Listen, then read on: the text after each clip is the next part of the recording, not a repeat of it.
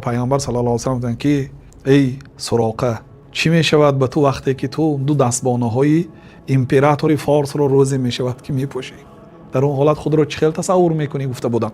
ببینید سبحان الله، در همین حالت او زمانی که پیامبر صلی الله علیه و سلم از دنیا گذشتند، حضرت ابوبکر از دنیا گذشتند، زمان خلافت حضرت عمر شد، فارس مغلوب شد، تمام مال و ملک کسری به مدینه آورده شد. به نزد حضرت عمر اون تله های بسیار را در حیاتشان بار اول دیدن و وقتی آن دستبانه های کسری را حضرت عمر دیدن گفتند که سراقه ابن جعشم را فریاد کنید. اعرابی از قبیله بنی مدلج فریاد کنید. آمد حضرت عمر این دو دستبانه کسری را امپراتوری فارس را به دست حضرت سراقه ابن جعشم پوشانیدند. سبحان الله. ببینید چند سال پیش پیامبر صلی الله علیه و سلم گفته بودند که چی میشد به تو وقتی که دو دستبانه امپراتوری فارس در دست تو میشود؟ گفته بودند و امروز در دستش است.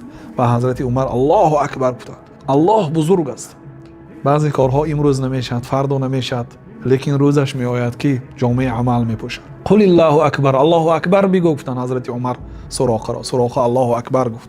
بعد گفتن که بگو که الحمدلله، حمد به الله که از دست کسری ابن هرمز اینها را گرفت و به دست سراقه ابن جعشم یک بادیه نشینی از قبیله بنی مدلج پوشانید.